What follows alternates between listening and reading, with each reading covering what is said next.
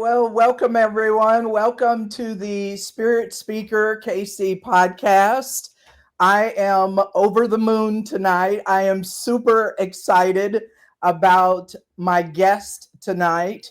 I just want to give you a little backstory about how I've heard of my guest, Lauren Rainbow. I have to be honest, I can't remember how I first heard about Lauren back in the mid to late 2000, 2008, 2009. I don't know if it was a radio show. I don't know. I just honestly can't remember how I heard about Lauren, but I did eventually, after following her or maybe stalking her for a while, I decided to have a reading with her. And I was just blown away by the reading. And I've literally been following her since then. I've taken classes with Lauren. I've had additional readings with her. She is one of my all-time favorites. Anybody who's been in my circle, who knows my mediumship journey, knows about Lauren. They've heard me tell the story about Lauren. I've used what we'll talk about, her mediumship deck in my development circle. We've listened to her Sitting in the Power recordings. Her spirit guide meditations are still one of my favorites. She has a very soothing voice. So everybody, welcome Lauren Rainbow to the podcast. I am just so excited that she said yes to coming on the podcast. So Lauren, welcome to Spirit Speaker KC podcast. Oh my God, thank you so much. What a wonderful introduction. And you're making me feel old. Well, 2008. I feel like I was still a baby medium back then. You know? Right. Well, yeah. And you were the one who kind of gave me that nudge to do this. But I want to give a little bit about you. I want to put my readers on. And Lauren Rainbow is an internationally known psychic medium, spiritual teacher, and sacred journey guide with over 20 years of experience. She's the co-author of the best-selling Mediumship deck by Hay House Publishing and helps people connect with their intuition, their loved ones and spirit, and their soul's purpose, whether delivering messages or leading retreats to sacred sites, which we're going to get into. Lauren's work reminds us that we are never alone and that spirit is always with us. So just beautiful. You do so many things. I'm in awe. But we have a lot to get into. What I'm kind of curious about is tell me a little bit about you growing up. We'll, of course, get to your mediumship, but what's little Lauren like? Where did you grow up? And just a little bit about your childhood. What was your life like?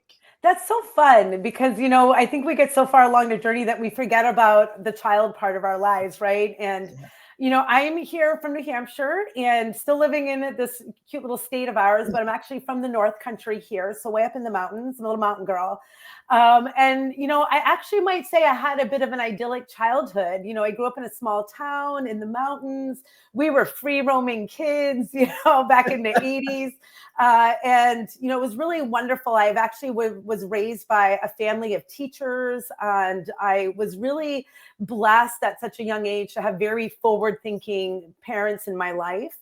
You know, I think a lot of us, you know, I grew up in a religion, you know, I grew up Catholic, but along the way, I also had mystical tendencies. You know, I would say that spirit showed up in my life from a young age, especially when we start talking about the sacred travel. I think the first mystical things I fell in love with were the pyramids and the Sphinx as a child. Right. Jamie, I don't know if you can go all the way back to the 80s with me for a moment, but there used to be this like Time Life series of mystic places that would show up on the news you know, selling the books all the time. And I remember telling my mom somewhere at like 5 or 6 years old, I want those books. And so I was blessed. They got me these books on psychic phenomena and spiritual classes. And, I think I was always a very curious, little girl that liked to, kind of dive into things and, go deep into, ideas and stuff like that. So I was very nurtured there. Okay. Another unique blessing of my childhood is I was raised pretty much in the theater. Surprise! Which has been a wonderful benefit to being a medium on stage. And, there you go. I was part of my family, my parents, the teachers, is they also, did the school shows and plays. Oh. So, I was raised in a very musical and theatrical house. And so that gave me a lot of, character, if you will, to get to spirit on stage one day. Oh, wow. That's so cool. Yeah. So cool. I had a fun childhood. I got to try and be weird and try different things in a generation that might have been a little strange to do. And, I think most of us, I went off to college as, planned in your life. You go to school, then you go to college. And that is where a lot of the things started to churn in the spiritual desire, growth of my life. I really started to feel more connected with spirit in that age. But my childhood was kind of fun, playful. We spent a lot of time in the woods, which also I think really ingrained in me the respect of nature. Right. That I think as spiritual people, it's really important to have a love of the energy of the earth. So right. Yeah, I don't know if that kind of puts it all in a nutshell. No, yeah, that's awesome. So I know we hear that same line, I saw spirit when I was a kid. And are you an only child? No, I do have a brother. Okay. Who apparently the psychic gene missed. Don't tell my secret. No. Gotcha. I was just curious, like, were you one of those who had the experience of spirit when I had just a one experience at 5 or 6. So I was just curious, had you ever had that imaginary friends or seen spirit when you were younger? For me, it was a little different, to be honest, Jamie. I don't think I really got a sense of spirit from the other side until I was in my late teens or 20s. But coming back to being drawn to mystical things, that was where my youth was more kind of based on is, I definitely sought out, we're talking about the sacred site stuff. I definitely was reading a lot of books about psychic abilities and intuition, not really thinking that maybe it was something I had. So when I had my first memorable contact with spirit, I was in probably my late teens, early 20s. And it was very visceral. I'm sure we'll probably talk about it at that point. But no, my child was more, I was curious about spiritual things, but I hadn't yet encountered it. So I thought maybe that wasn't going to be my path one day. I didn't know. Being curious about it, obviously, I think our curiosity is an intuitive instinct going, oh, you might have this one day. Yes. But it really didn't occur to me as I was studying this stuff that it was something I could have. Now my mother will tell you that I did a lot of weird things as a child. And I think my intuitive side showed more than perhaps my connection with spirit first. They would always notice my judgment of character, how I would react and behave around certain people. She would tell you that I maybe saw some spirit and had some, imaginary friends. So it's funny to hear my mom's stories about me. Oh, wow. But I don't recall those. Isn't that weird? That's cool. That's cool. Well, that leads us into then. So you say college age, young adult. Yeah. What happened? How did that come about? How did it show itself to you? Yeah, so it started to show up first. I used to be a journalist. I think you might know this part of the story from some of the classes where I was literally covering death and dying every day. I was a news reporter. My job was hard news. So I was out in it, and I started to really feel, going to certain scenarios, you'd start to feel these kind of energies and ideas. But my first real contact with spirit was probably early 20s. I was living in a retired funeral home, and I had started to spiritually seek. I was actually having more of an energy awakening, I guess you could say it. I was starting to feel more, sense more. But I remember waking up one morning and literally feeling the energy of spirit palpably come into the room. And this was something that started to happen every day for almost 6 months. And I would have a different encounter with a different spirit every day. I could energetically tell you, was it a guy, a kid, a woman, a mother, those feelings would come in every morning. It would be a little bit different, but it was a daily process. So when it came in, it went from like 0 to 100. Let's just turn it down. Right. You know.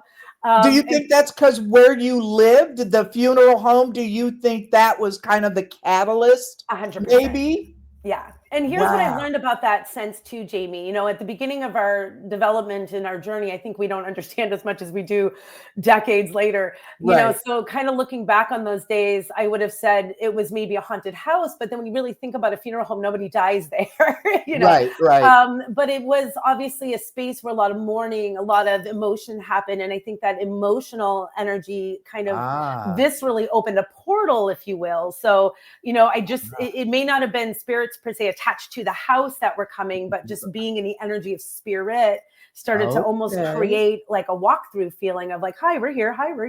And that kind of leaves that space with you, right? You start going around the world and you're like talking to somebody, you're like, oh, there's somebody with them, you know?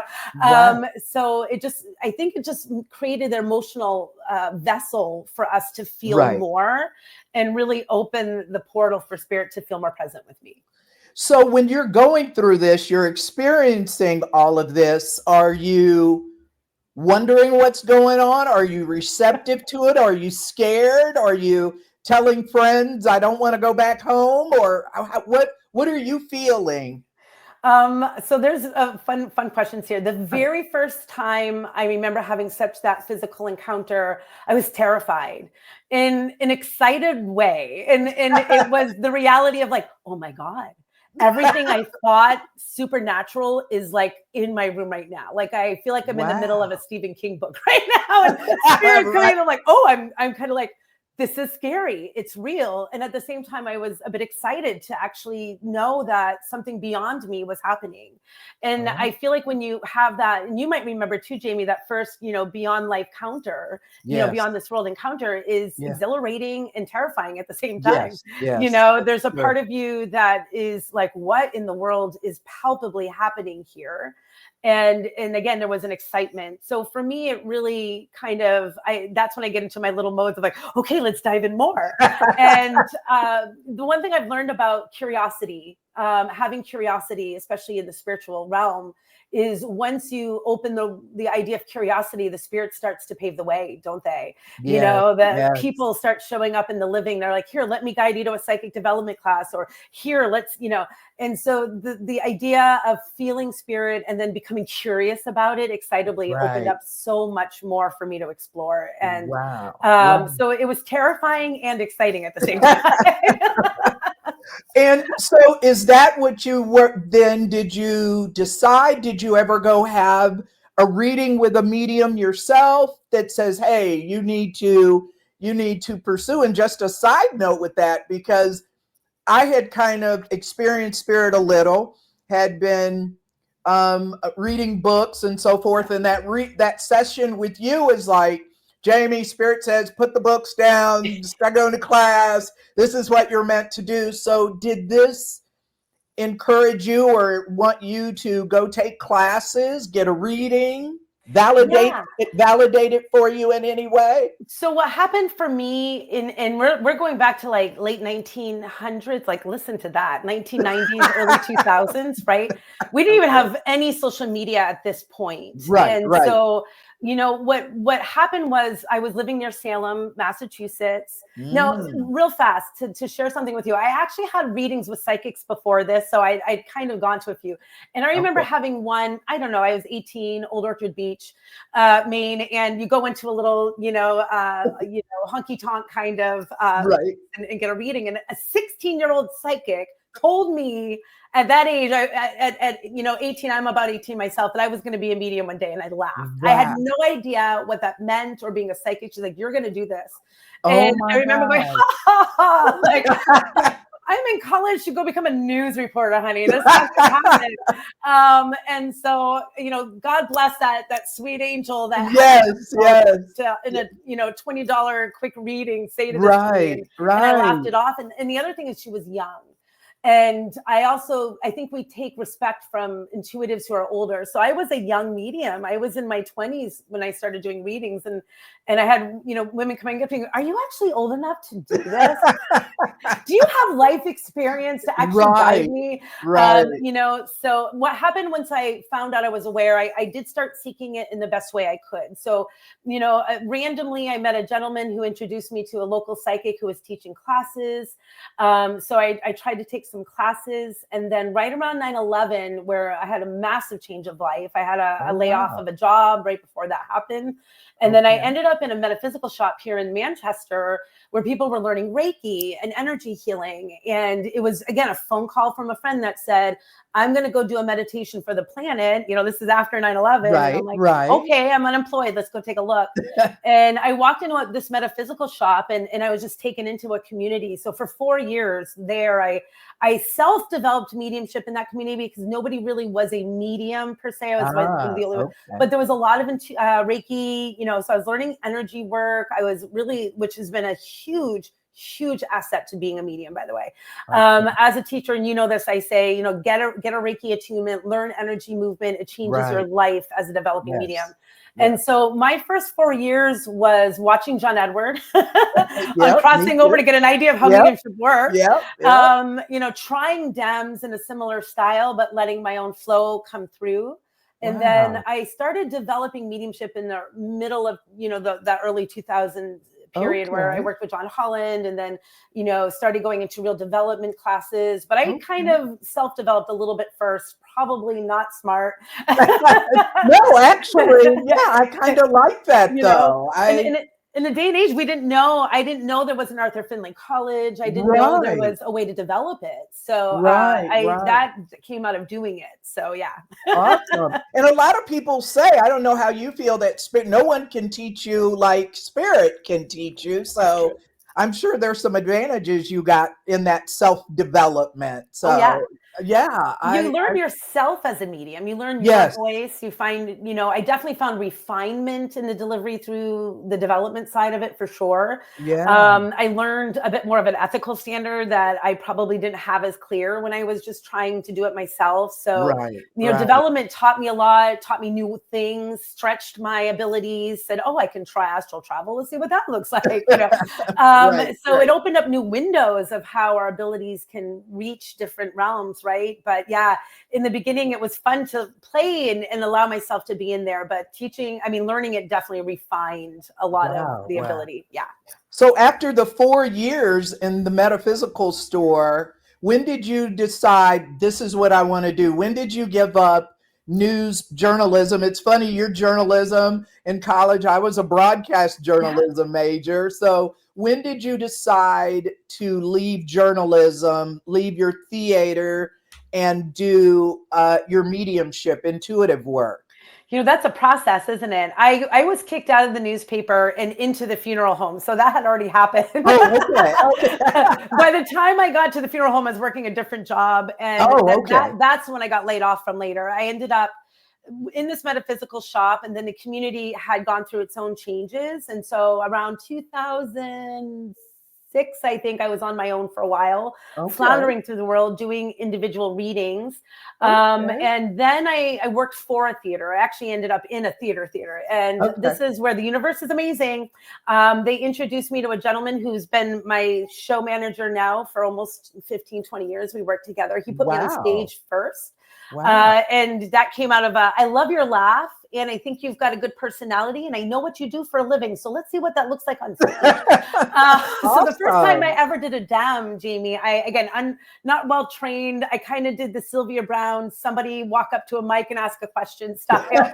And right around there, my spiritual work, I started to get a bit more of a foundation in the area. So I was able to leave my job right after my first trip to Egypt in 2010.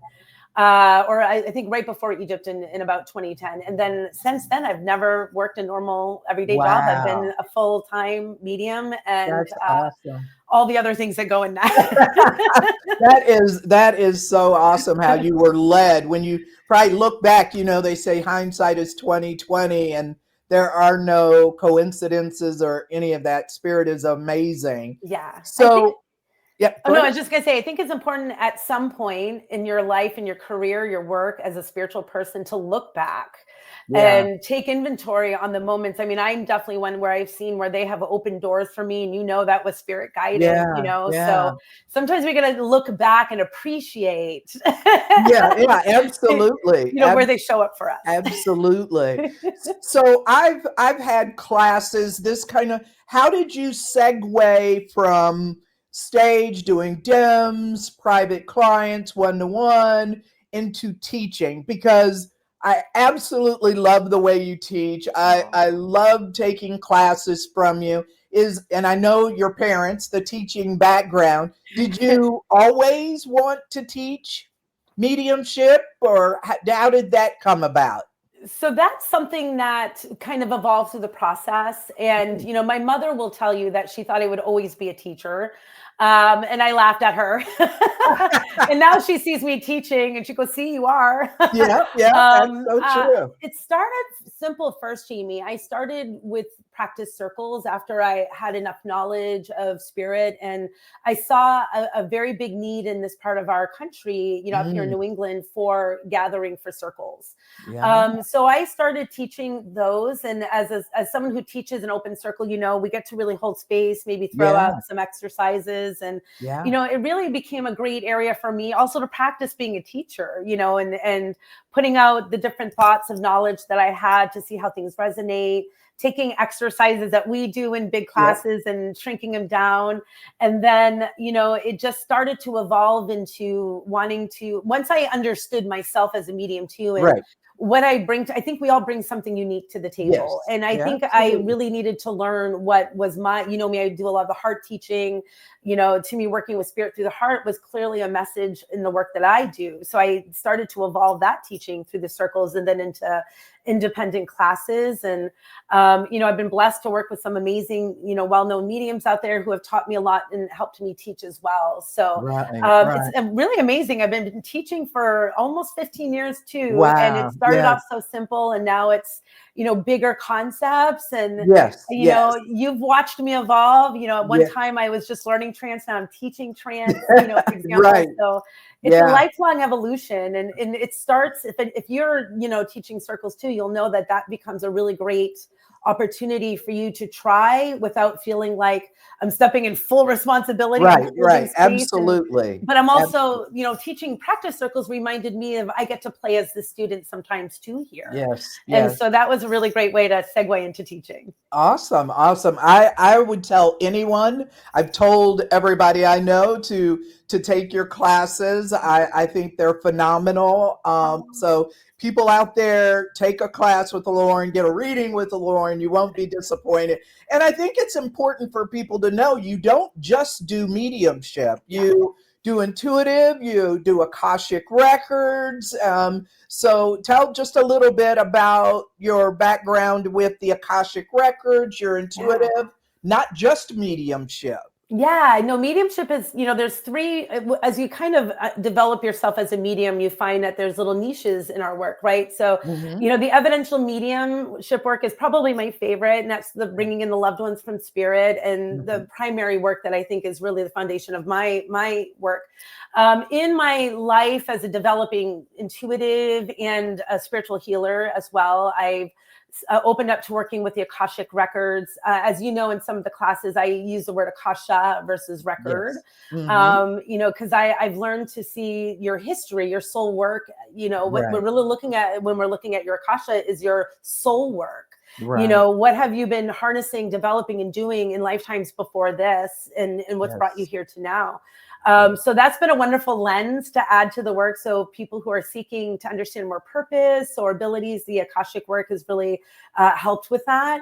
And being the intuitive is just another part of our mediumship lens, right? Just feeling into the living. And that's really the work that started me as a one-to-one psychic. I started a little bit more psychic before I fully stepped into mediumship, more out of shyness.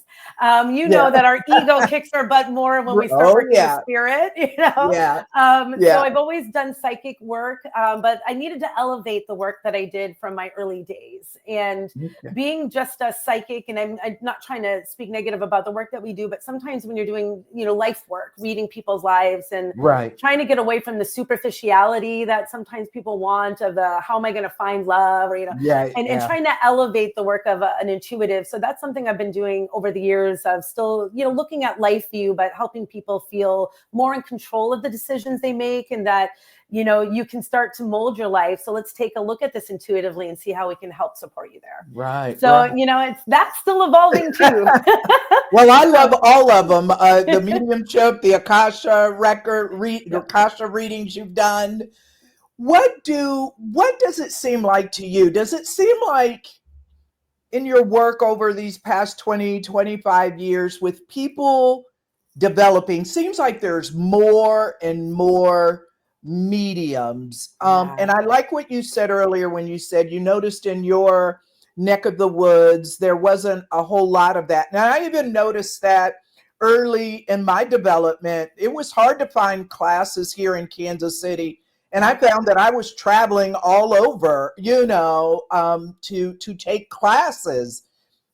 So what do you think about the surge of mediums? Why do you think that is? Oh, there's two wonderful reasons for that, I think. The first one being the rise of the TV medium. We are seeing mediumship on TV, and I think there's a real reason why mediums are the ones that are on TV and not Reiki healers and things like that. Not that, again, these aren't valuable things. I am one. Yeah, absolutely. But I feel like there's a reason why we see mediumship specifically on national TV when you've got the, Tyler Henry and Teresa Caputo, amazing mediums out there trying to showcase this work. And I really think that's because of the evidence of the work. We're not just saying, hi, your grandmother's here, but we're bringing in this evidential. I'm getting goosebumps, by the way. I think that the uniqueness of why mediumship translates to TV so well is when you're seeing good mediumship happen, you're seeing the evidence of it in play.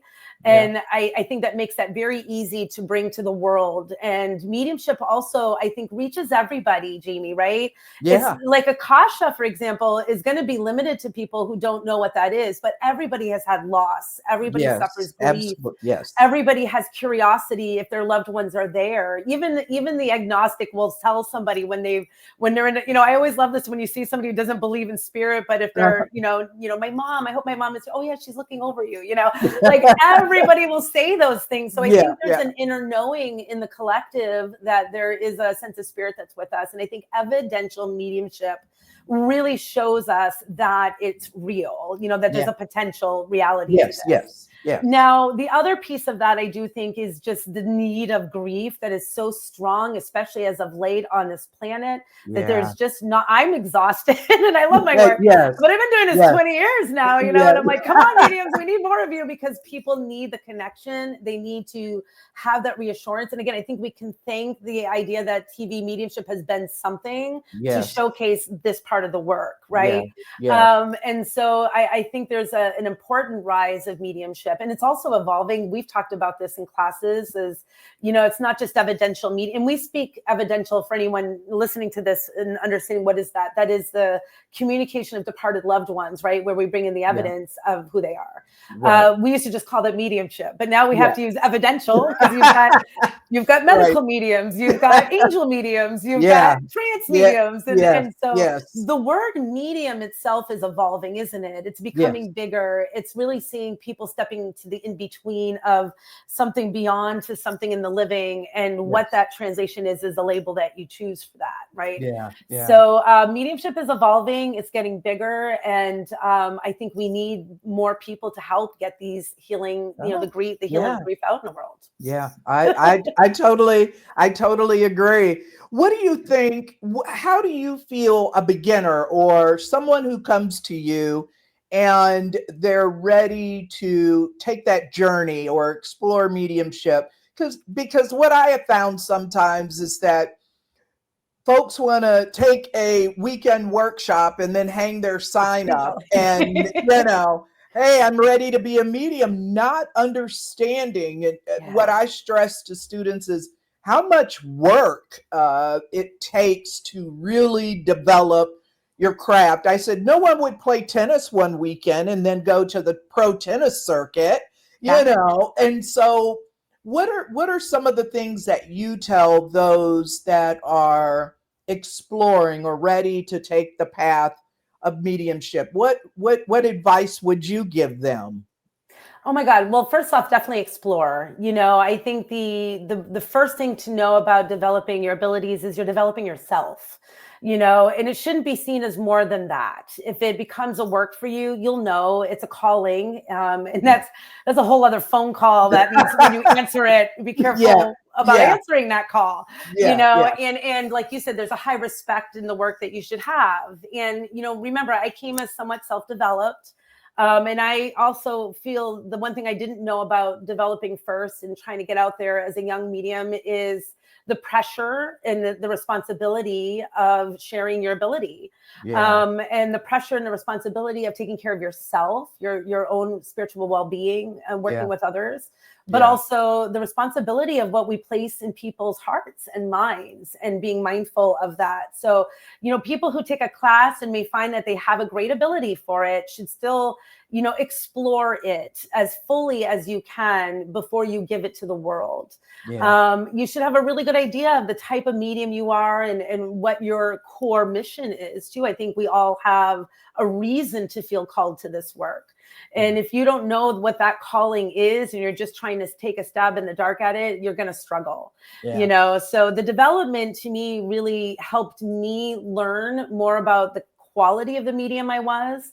It helped me strengthen my ethical standards in sharing my gift, so I don't harm others with that. right. And it's something to take and have fun in your development, though, because when you're developing, it's the only time you get to really try new things. Because once Yes, it's a job, yeah, once it's a work, once it's right, right. an involvement of that, it's a different responsibility. So the other part about development is have fun with it and take it Absolutely. seriously, but to a point where you're also enjoying the process of learning who you are as an intuitive person. Absolutely. I totally agree. I noticed with students, so with your students, what have you found are some of the biggest struggles? What is there a theme that you see over and over again Yeah. with developing mediums? Oh yeah. You want to guess on that one? You know what I'm going to say. It's all about ego. Yes, It's the biggest thing I think people struggle with, especially again, mediumship specifically. yes, The yes, art yes. of communicating with spirit is the hardest thing you'll develop. It Yeah, is so easy to be intuitive. It's so easy to talk to a living person and get information about that. But the minute we start to reach out and receive information from something beyond our physical, your whole ego mind is like, am I nuts? Am I crazy? yes, Is this real? yes, And really learning to trust that yeah, flow of information. And as a medium, you understand that not everything we say is perfect or right on all the time. yeah, And I think you got to be willing to be brave enough to fail, yeah, to say something that doesn't make sense, to receive a no answer from somebody and be willing yes, to work with that, yes, and I think that's the hardest development for people is to go into mediumship and expect everything you say to make sense, to be 100% on. And if you're not, people take that very hard on themselves. yeah, yeah, And the toughest of us, I mean, we fail, we fall, yes, yes. still Some do. days are better than others. Yeah, Some days you yeah, have to hang up a reading and just go, it's not flowing, 20 yes, years yes, later, that's still an issue, you yes, know. And I think you have to be willing. And the hardest part that we don't teach a lot in mediumship is also how to handle your client side yeah, and how to be ready for the multiple personalities that you're going to encounter yes, receiving from you, yes, and how to handle that gracefully. yeah. So I think that can be very challenging for people in the development side. Oh, So I always say stick with it and be comfortable making mistakes. Be comfortable with being what might look like wrong, and don't give up on learning to filter who you are. yeah, Yeah. yeah. And I think sometimes we get in a hurry. We're excited about, I find, not just those who take the workshop ready to be a medium, but they're in a hurry. It's like it should happen Boy, yeah. faster. They're excited, and I totally get it. I know you can't put a time frame on it, but you are a believer of taking classes, reading books, and what do you tell your students that are in a hurry? Well, you can't be. Hurrying will only slow Tell you it down. like it is. The other Yeah. thing is hurry will only slow you down. Yeah. The hurry energy is the opposite energy we should actually be in when we want to be in the state of medium, right? It's really a softer state. So the energy of hurry itself is just going to slow you down in your development and frustrate you more. The other thing I got to say too, and you got this one for me, less reading and more doing. I see way too many people in their development, and reading is great. Read the books, check it out, but they will teach you nothing until you actually put it into action. Yeah. My best teacher has been the work itself. The books have affirmed things or given clarity or direction, but the best development for me has actually been doing the work itself. Yeah. And so, now, once you get out from behind the book, you really put it into practice. That's the scariest part. Because now you're going to become vulnerable. This is true. And give it a try, but that's the only way is really to put it into energy and expression. So I was 90% more action oriented in development than I was ever a reader. And I think that, again, I've read lots of books, but I was put into action long before I knew most books existed. No, I love that. It's the same thing. I've told students or tell people who are interested, I can't read about tennis or playing reading about piano. I have to actually go do it. You have to practice. It's invaluable to get that. You've kind of gone from your mediumship. One of the things that I am going to do one of these days, I love how you've gotten into your sacred journeys. I'm just fun, huh? I'm just like, one of these days, I'm going to go on one of these trips. It just sounds phenomenal. Tell us how you got into the sacred journeys and going to all of these different. Tell about the places you go, what you do, what brought that on. So, we go way back to that, 1980s, Mystic Places book. And, that was probably the first love. When you look at all the things I do, I think traveling the world was always a huge calling for me. And once I started, kind of on the spiritual journey, and I ended up in that metaphysical shop, I actually went on my first kind of spiritual pilgrimage as an attendant to England, where we went to like Glastonbury and to like some cool, Stonehenge and all these cool places I saw in the books. And I was like, oh my God, this is amazing. And it was such a life-changing experience for me to be on the land with these power sources of energy. Then the next trip was Peru. I went to in 2004.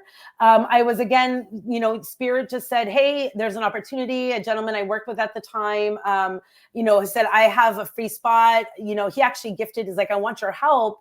And he's like, just get a plane ticket. The rest of the journey is taken care of. And I was like, wow, okay, I'm going to scrounge up for a plane ticket. I was a starving artist medium, I say at this time. I was like literally paycheck to paycheck, if that. So scrounging up $700 for a paycheck in 2004 was a lot of work. But it paid off because I had the most extraordinary, and that journey way back in 2004, I said, I want to do this one day. I want to bring people to these places. And so Egypt was my loudest calling since I was a child. And I finally got there in 2010. Again, it was, spirit guided. Friend of mine said, I am taking this journey. I was in a job. I finally started to get a little bit of savings. Financially, it was an all-in decision to go to Egypt, and I did. And to this day, I don't regret it. I had the most amazing, life-changing journey experience. And I met my first guide that would become a guide to my journeys. Oh, wow. So the fact that Egypt opened up as a place for me to travel to as a trip leader is amazing. It wouldn't be until almost 8 years later that I would journey my first Egypt group. I did Mexico first. I went to Teotihuacan, Mexico, as a small group to do it. Then I Okay. went to India so I was also traveling, going to these places just for me. And Wow. then I started meeting these guides. So like I got literally one of the best Egyptian guides who works with people like Greg Braden and, I think he was Carolyn Miss and all these amazing. So he's Oh, a wow. spiritual Egyptologist. He's led all of my journeys since, and such a dear friend Emil is. And then, so what happened was, as I kind of decided I wanted to do this, the right people helped show up. Because, Oh, planning a trip is not easy. You need I can't even teams of imagine. people who know how to do this stuff. And they just started showing up for me. I even married one. My now husband is the guy I met in India, and he does my healing Right. journeys. So you never know what Awesome. happens when you start There traveling. you go. Yeah. So then I went to India, and again I met the guide, and that happened. And then I put out the antenna for Peru, and then I met the guide and team there. So we've done a couple trips to Peru.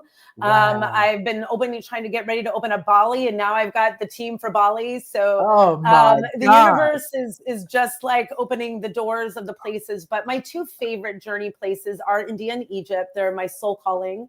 I've been blessed, to bring, I think I've done about 8 groups now to Egypt, and we're about to do our 9th. And then we've got about our 4th group journey to India coming up as well soon. And these are exquisite journeys too, Jamie. I mean, the other thing that's happening with these journeys is they're smaller groups, under 20 usually. Especially my Egypt journey, we get you private access to the pyramid, like inside the pyramid. We get you down to the paws of the Sphinx. We've got our own private floating boat down the Nile with a chef and everything. Like, these are extraordinary journeys that have exclusive access to some of these sacred sites beyond just being a tourist. So that's been an amazing blessing, and it's a whole other work to create these opportunities for you to step out of your world, go on a journey, and the places that we take you to are power sources. So they energetically shift you, because we're tuning into those anchors, right, in different ways. And every time people come back from journeys, my motto is, don't blow up your life too soon. Sit and let it soak in. Because usually people are like, okay, I want to move. I want to do this. Right. Let the energy sit for a couple months, then take action. That's hilarious. That's hilarious.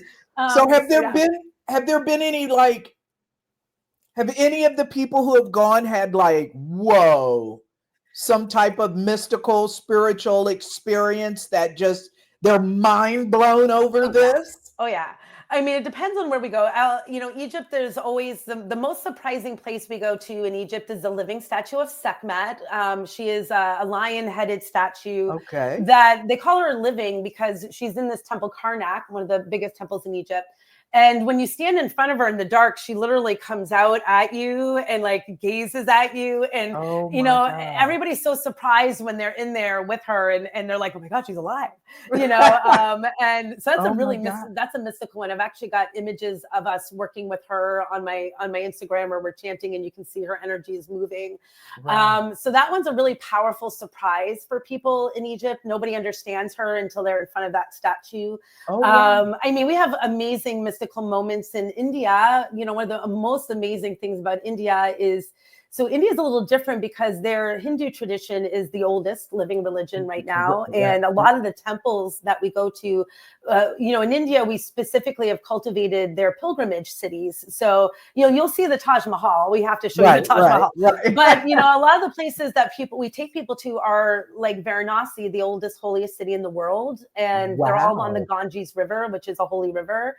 And you actually participate in real live celebrations of prayer to the river, to the goddess. And, we enter these 4,000-year-old, 4 or 5,000-year-old temples and walk right into the living meditation of what's being built there, and we have mystical places that happen everywhere. And, the other thing is we meet some fun people along the way. In Egypt, I ran into, oh my God, what's his name from Expedition Unknown? I know I know who you're talking about.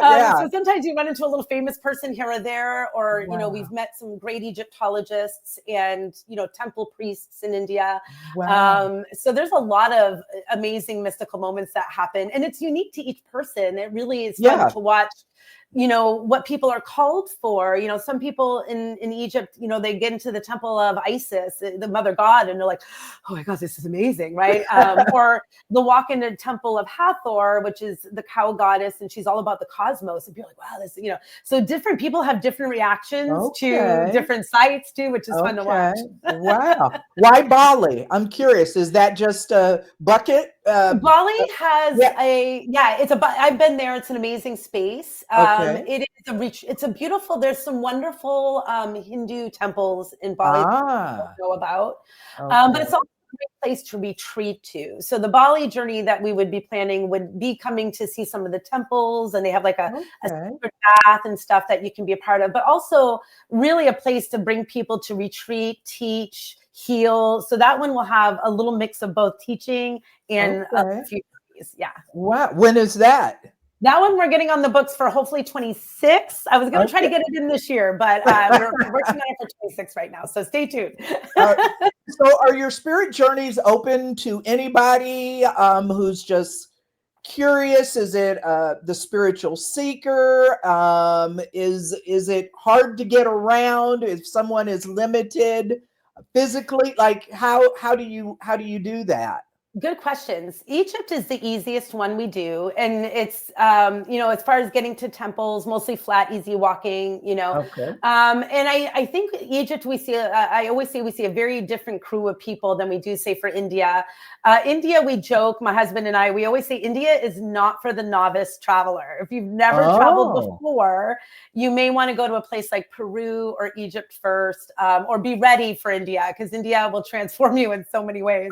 I always say India, you can't move through India. It moves through you. It's a cacophony of people, sounds, food, everything. And it will really show you, I think it really helps you understand how lucky we are sometimes too, when you move to a country like India. So India takes a little bit more. It's still rather easy. A lot of the places we go to aren't crazy hiking places. We make it physically mostly easy, but in India, you definitely want to be able to know that you're comfortable walking about, because you're going to encounter a lot of people. In Egypt, we actually moved to that country in such a way that we have specifically private scheduled visits that we arrange for certain sites, but we also know how to strategically move through the country so that we miss the tourists almost everywhere we go. So almost all your temples will feel empty when we get there, to have those really private, exclusive experiences before tourists come and change the whole energy. Okay. Oh, wow. That's really when cool. We do Peru is the hardest physically. I haven't done Peru in a little while, but that's when I talk about mystical experiences, some of the craziest stuff I've had extraterrestrial wise have happened in Peru. I've had a couple of friends. Are you talking about Machu Picchu? Machu Picchu, like Titicaca. I've had a couple of friends go to Machu Picchu, Peru, and they talk about the extraterrestrial experience. So you've had that too? Oh yeah, it's of all the places I've been blessed to travel to, I think it has the highest ET energy I've ever felt in any of these sacred places. Wow. I mean, I think it's linked to everything. If we're going to get wooey for a moment, right? We step into the woo for a moment. Yeah, let's do it. There is, but I think there's so much beyond this world energy that you feel in Peru. Wow. I think the Nazca lines, if you're familiar with those lines in the desert, those are definitely off-planet energy, I call it. I think even Stonehenge had a bit of that similar vibe when I was there. And the Temple of Abydos in Egypt, Osiris's Temple Abydos, which is a little bit off the beaten trail, but we do go to that one. A lot of tourists don't, but it has a bit of an off-planet link and connection. So you feel a lot of it in Peru, though, for sure. Wow.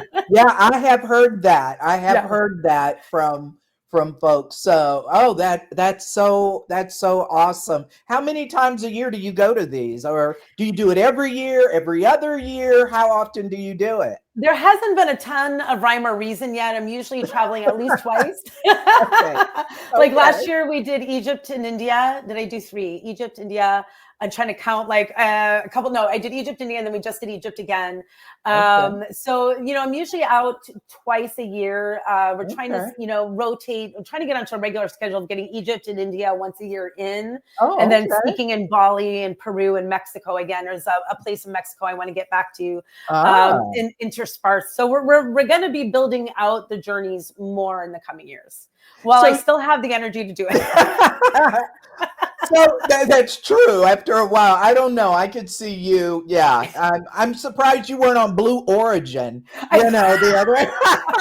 I just kind of see you doing that. I'm like, yeah, I could see Lauren. Yeah, like I'll go. Yeah, Um, I'm just about game for anything, for real. yeah, I love that. I love that though. I think that's really cool. That's why I said I could see you doing that. Yeah. Are you ever going to do you see yourself, as long as you're blessed to be in this physical form, always doing your mediumship, Yeah. always doing your spirit journeys, your travel journeys? Yeah, I mean, the idea of retiring is scary. I don't know what I do with myself. Yeah, yeah, You yeah. know, I, Teaching. I have always said for sure, I would like to start getting into a stage now in the second half of my lifespan, Yeah, yeah, where I start to create maybe some writings now. Everybody's been saying for the last, 15 years, you're going to write a book.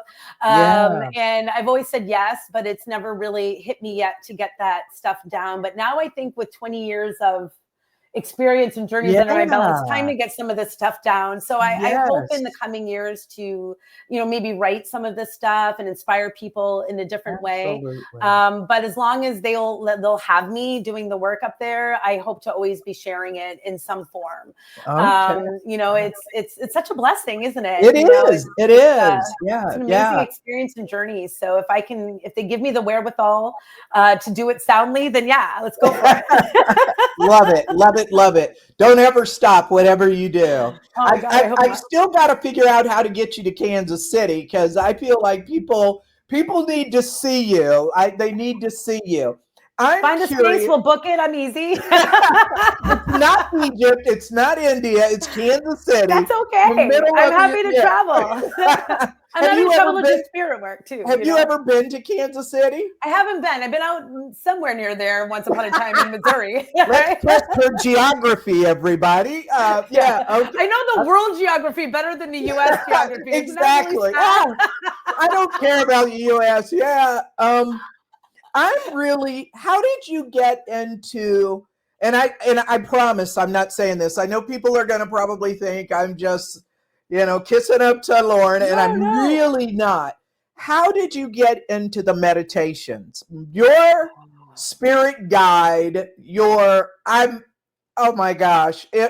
I have the CD or DVD. CD. That's how old this is, and your voice is just amazing. Like I said, we use. You're sitting in the power in the circle at times when they want to get curious. Hey, Jamie, can we do spirit guides? We listen to the spirit guide. I refer your spirit guide meditation to everybody. I tell everybody you're on Insight Timer. I just love, love, love your voice.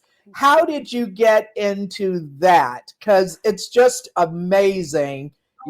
All the different meditations that you have. Well, that's really validating, because we're going to actually start recording more. And there's I'll try to tell a funny fast story behind all of this. Right. Yeah. Because you know how I talk like that.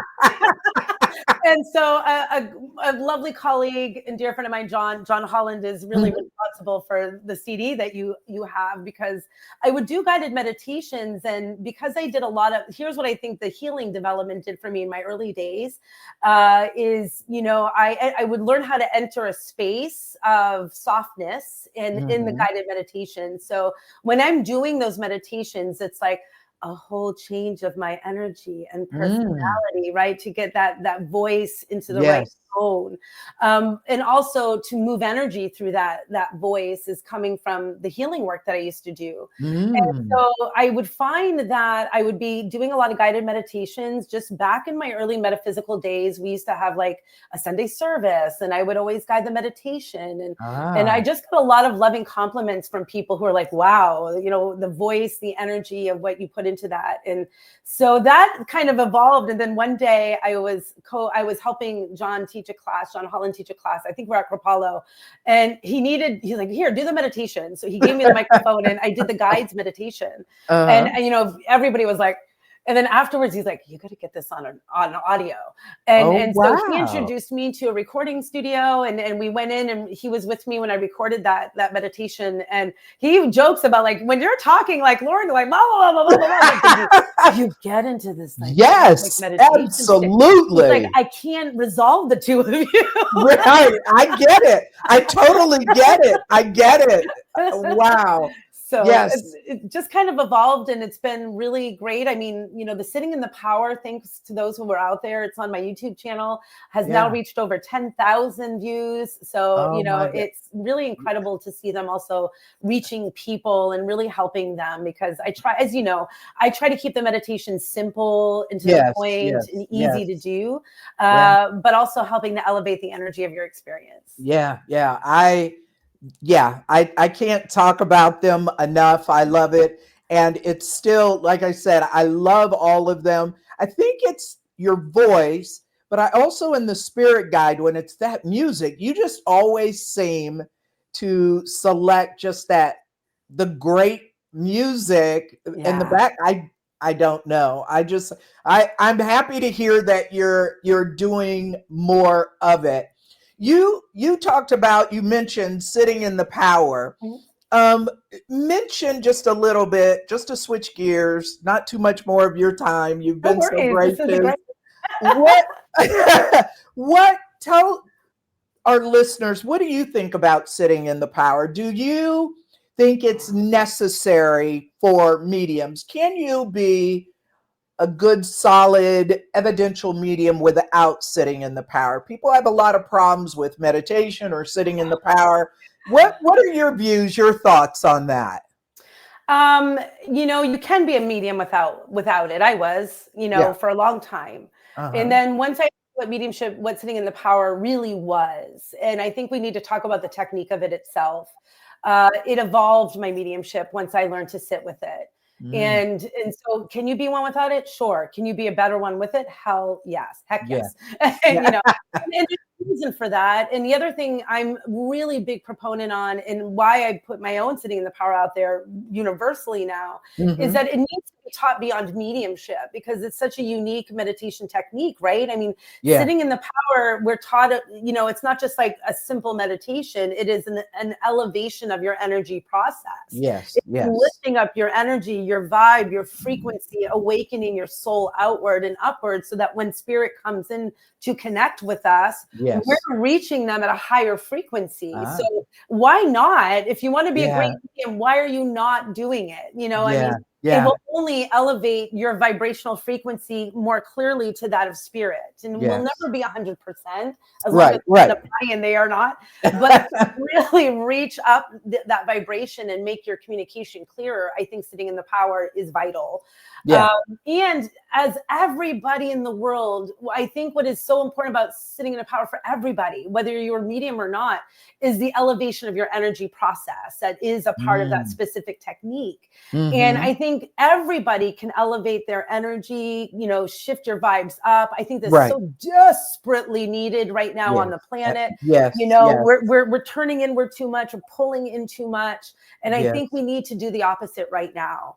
Yeah. And I think that sitting in the power for anybody is really just an extraordinary awakening of your own energy. If you Yes. use it to connect with spirit, so be it. If you use it to have a better relationship with your guides, so be it. Yeah. But the bare minimum of the amazing power of that specific technique is just lifting up your own frequency for Yes. you. Yeah.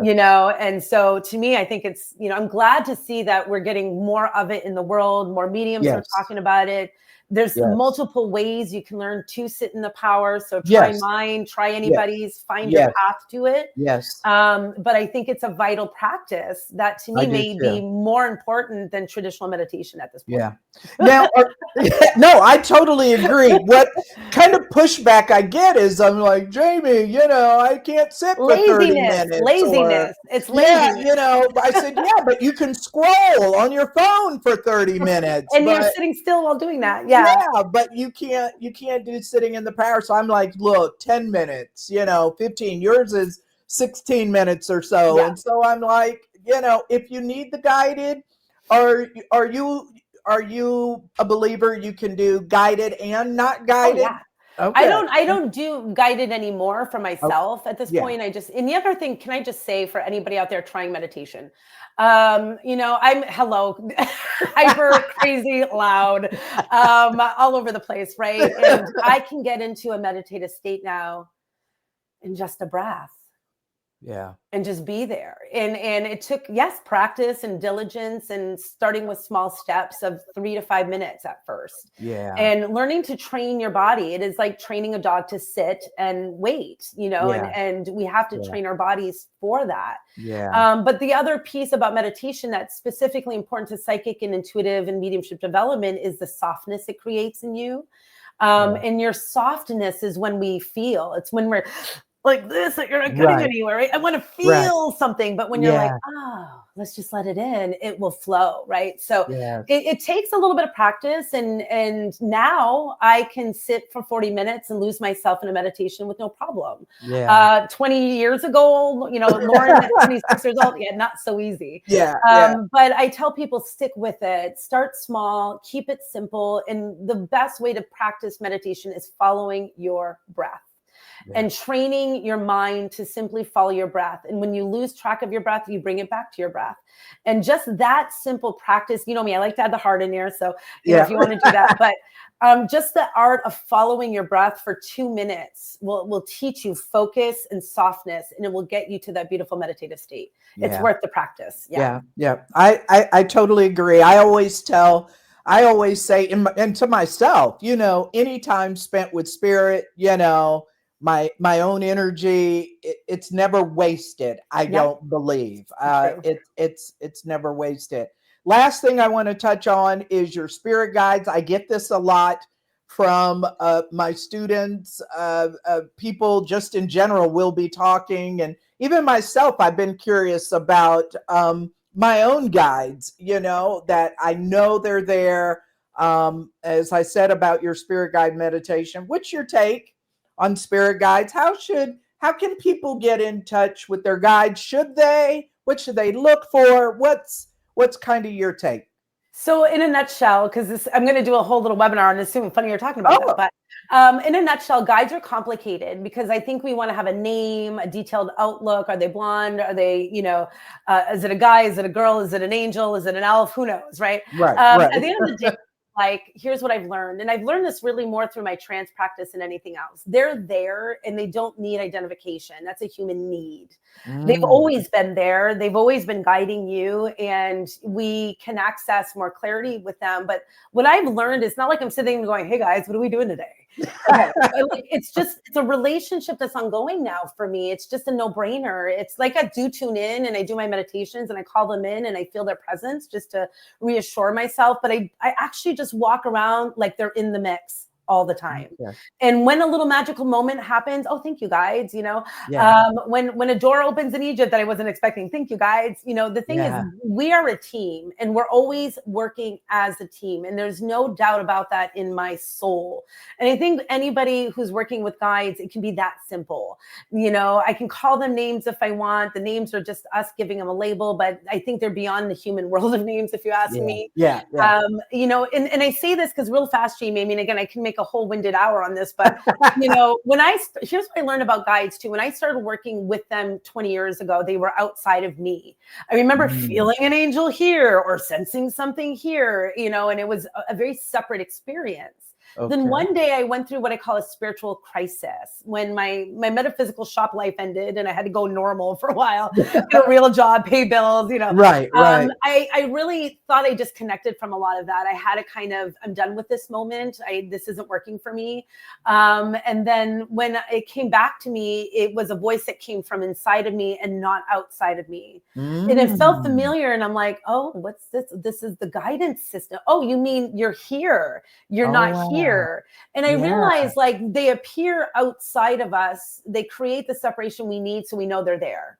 But when it started to come from in here, I realized that it's a part of who we are, right? It's that Right. oneness. I mean, we're all one. So your guides are Yeah. one with you. Right. And so now for me, it is more like this just energetic dancing movement of, oh, I need a little guidance, or I might send an intent. Can we have a great opportunity here? But it's Right. never a separate relationship now. It is just a fluid conversation Cool. of trust. Wow. And I I know love they're that. working with me all the time. Does that I make love sense? that. Yes, beautifully said. Love it. Love it. How can people reach out to you, Lauren? How can they get in contact with you? Any last words? I know you talked about maybe writing. You're going to continue journeying, your Yeah. spiritual journeying and mediumship. Anything else you want to talk about that you're up next for you? I mean, the or- biggest up next right now, I mean, I'm working on new things, but the current one is Egypt, is happening in Okay. November. I'm going with the lovely Cindy Keza, another amazing Uh-huh. medium. Yeah. She's going to join me again in India next March. We just put that one on sale for Holi, which is the Festival of Colors. Okay. I'll be turning 50 on Holi, which is going to be kind of fun. So those are big ones right now, big opportunities. I'm always, as you know, if people can find me at laurenrainbow.com, at my website. I'm always doing DEMS around New England and maybe Kansas soon, other places. Follow me on my socials. The biggest one I work on is Instagram at Lauren Rainbow Medium, Instagram, Facebook. Those are my handles there. But I mostly show, the creative side of my work on Instagram, and we're building out a YouTube channel.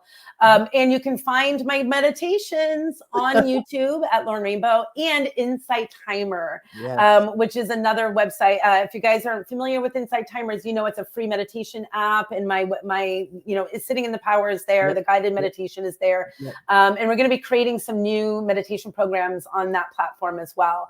Yeah. So laurenrainbow.com is usually the best place to keep up in the know. Sign up for my newsletter and we'll share with you what's going on. Awesome. Awesome. And I just thought of a question when because all your stuff is in my circle will bring up. Is Rainbow your last name? Is that on your birth certificate? So it is. Here's a little bit of here's the truth of all of that. They've asked me that. Rainbow, and I don't know if we ever told you this, but Rainbow is my grandmother's maiden name. Oh, wow. And so it wasn't my birth name at first. Lauren Ellen is, but Rainbow was added when I started this journey. It was spirit guided by some people in life and spirit after my dad passed.